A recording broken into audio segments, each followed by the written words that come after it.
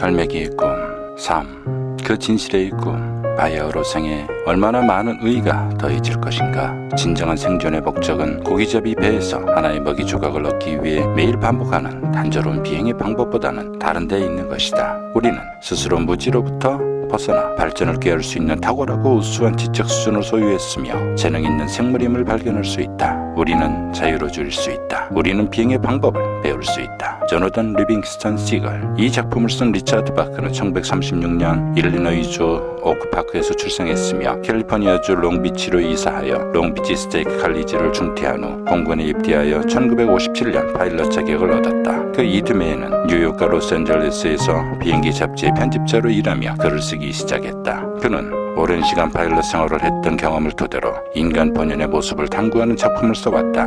이 점은 그가 무려 3000여 시간에 달하는 비행시간을 기록했다는 것만으로도 수긍할 수 있다. 1963년 출간된 그의 처녀작 Strange to the Ground, 1966년의 바이플랜은 미국 도서협회 우량도서로 선정되었다.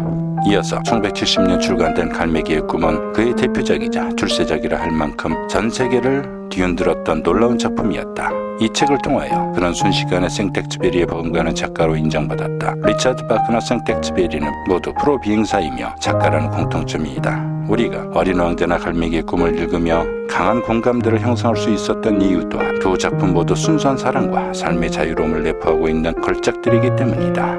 이 작품의 주인공 조나단이라는 갈매기는 대단한 모험가이다. 두뇌가 우수하며 영웅심도 강하다. 더구나 사랑의 깊은 의미도 알고 있다. 그에게는 한 조각의 빵보다는 더 높이, 더 멀리 날아가는 것이 중요했다. 대부분의 갈매기들은 지극히 단순한 비상 이상의 것은 배우려고 노력하지 않았다. 즉 해변을 떠나 먹이를 비축하고 되돌아오는 것 이상은 배우려고 하지 않았다. 모든 갈매기들에게 있어서 당면 문제는 나르는 것이 아니라 먹이를 구하는 것이었다. 그러나 이 갈매기에게는 먹이를 구하는 것보다 나르는 것이 훨씬 중요한 문제였다. 조나단 리빙스턴 시걸은 다른 무엇보다도 나르는 것을 사랑했다. 비상, 그 끝없는 도전. 우리 인간은 왜 사는가? 리차드 바크는 조나단이라는 주인공으로 하여금 이 문제를 강렬히 제시하고 있는 것이다. 조나단은 우리가 살고 있는 이유, 삶 그 자체가 빵 조각이나 얻기 위한 것이어서는 무의미하다고 선언한다. 빵은 생존에 필요한 수단이지 결코 이상을 추구하는 목적일 수 없다고 강변하는 것이다. 배만 부르면 만사가 어떻게 되든 관심 없다는 식의 인간은 스스로 동물의 상태로 끌어내리는 것이며 배부른 안유보다는 배고픈 자유가 더 가치 있다는 것을 암시하는 것이다. 결국 인간은 희생된 안유보다는 자유로운 길을 원하고 있음을 말한다. 조나단의 주장은 분별 없는 무책임이라는 제목으로 심판대에 오르고 그는 결국 자기가 속해 있는 무리들로부터 추방을 당한다. 그는 먼 벼랑에서 혼자 산다. 그는 외롭게 외친다. 삶을 위한 의미를 찾고 더 높은 목적을 추구하는 갈매기보다 더 책임감이 강한 갈매기가 어디에 존재한다는 말입니까? 수천 년 동안 우리는 물고기 머리밖에 찾아다니지 못했습니다.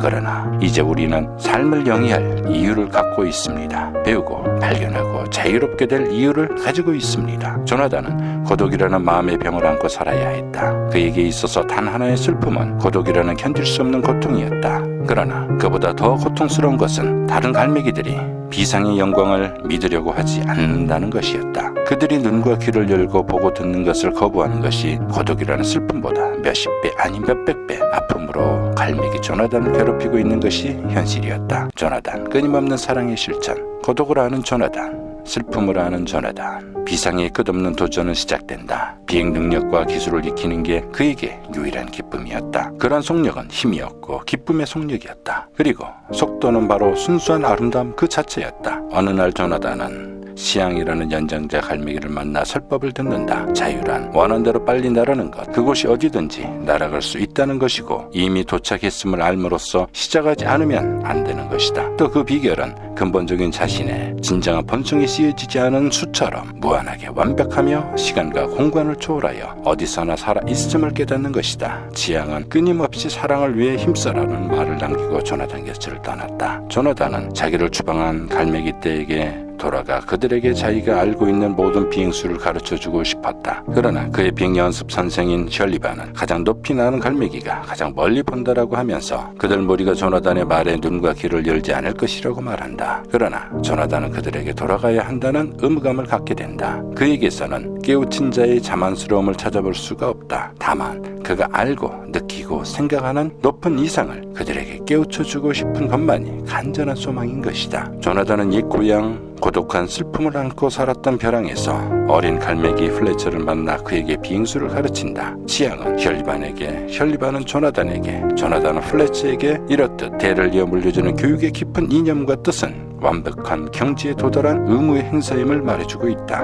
이는 끝없는 사랑의 진실한 실천에서 오는 것이다. 갈매기의 꿈, 그 자유로움의 추구. 우리들 갈매기들은 각자가 모두 위대한 관념이고 자유에 대한 무한의 관념이다. 우리에겐 자유가 있어. 원하는 곳에 갈 자유가 있고 또 우리가 살고 싶은 곳에서 살 자유가 있어. 세상에서 가장 어려운 일은 하나의 새가 스스로 자유롭다고 인식하게 만드는 일이야. 그가 조금만 시간을 할애하여 연습에 열중하면 그 자유로움을 입증할 수 있게 될 텐데 그 일이 왜 그렇게 힘든 것일까? 우리들 하나의 갈매기는 자유에 제한되지 않는 이데아라는 것, 다시 말해 위대한 갈매기의 이미지라는 것, 그리고 너희들의 몸 전체는 날개 끝에서 날개 끝까지 너희들의 생각 그 자체에 지나지 않는다는 것을 이해하지 않으면 안 돼. 이 작품에서 일관되게 흐르는 이념은 자유의 이념이다. 한 사람이 어떤 희생을 치르더라도 자기 자신을 발견시키고자 한다면 스스로 무한한 힘을 끌어낼 수 있다는 것이다. 인간의 무한한 가능성에 대한 이해를 그는 가지고 있다. 자유로운 정신 혹은 정신의 자유에 대해 이론으로서가 아니라 보고 생각함으로 해서 느낄 수 있도록 했다. 리처드 바크는 이 작품을 쓰기 전 밤에 해변을 걷다가 호련히 무슨 소리를 들었다고 한다. 이것은 영감이며 충분히 있을 수 있는 현상이다. 그는 그 신비로운 소리를 통해서 작품을 구상했고 그의 영혼과 무한한 상상력에 의해 갈매기의 꿈은 탄생된 것이다. 이 작품은 리처드 바크의 모든 것을 보여주는 수작으로서 우리들의 가슴에 아름다운 사랑과 진정한 용기, 영원한 자유로움을 간직하게 할 것이다. 이상 리처드 바크의 갈매기의 꿈을 살펴봤습니다. 조나단 리빙스턴 시갈이 꿈꾸었던 자유를 가슴속에 새겨보시며 항상 좋은 책과 함께 하시는 시간이 되시길 바라오며 지금까지 감성 디테일 감디였습니다. 감사합니다.